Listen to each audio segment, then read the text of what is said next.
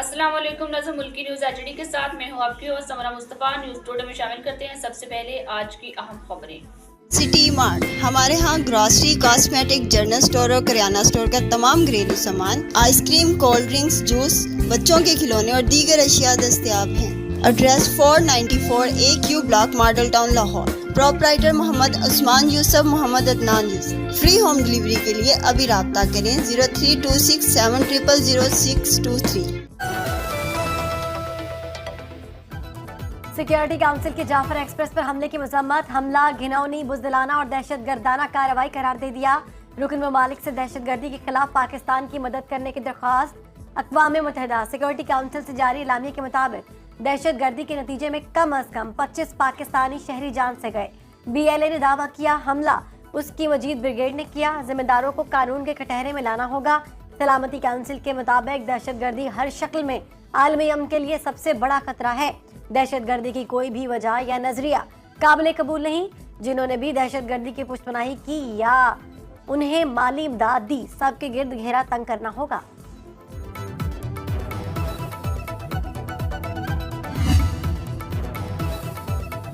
جعفر express حملے پر یورپی union کا پاکستان سے تعزیت کا اظہار۔ پاکستان میں یورپی یونین کی سفیر رینا کوینکا کی وزیر اعظم شہباز شریف سے ملاقات۔ وزیر اعظم آفس سے جاری بیان کے مطابق وزیر اعظم نے اظہار تعزیت پر یورپی یونین کی سفیر کا شکریہ ادا کیا۔ وزیر اعظم نے دہشت گردی کے خاتمے کے لیے پاکستان کے پختہ عزم کا اظہار کیا۔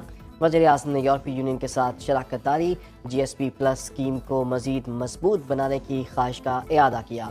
سیکرٹری جنرل OIC حسین ابراہیم کہا کہ بھی ٹرین حملے کی مذمت، کہا کسی بھی قسم کی دہشت گردی کو مسترد کرتے ہیں۔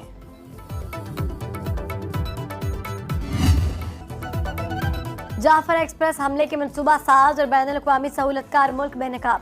پاکستان میں دہشت گردی کا مرکزی سپانسر بھارت ہے۔ دہشت گردوں کو بھارتی میڈیا نے سپورٹ کیا۔ AI سے بنی جعلی ویڈیوز دکھائی گئیں۔ حملہ پاکستان میں بھارت کی دہشت گرد ذہنیت کا تسلسل ہے۔ DGI SPR lieutenant general Ahmed Sharif Chaudhry کی پریس کانفرنس بولے، دہشت گرد افغانستان میں اپنے ہینڈلرز کے ساتھ رابطے میں تھے۔ افغانستان سے جدید غیر ملکی اسلحہ پاکستان میں دہشت گردی کی کارروائیوں میں استعمال کیا جاتا ہے۔ دہشت گردوں کا انسانیت، بلوچیت اور پاکستان سے کوئی تعلق نہیں۔ نیشنل ایکشن پلان کے 14 متفقہ نکات پر عمل ہو تو دہشت گردی ختم ہو جائے گی۔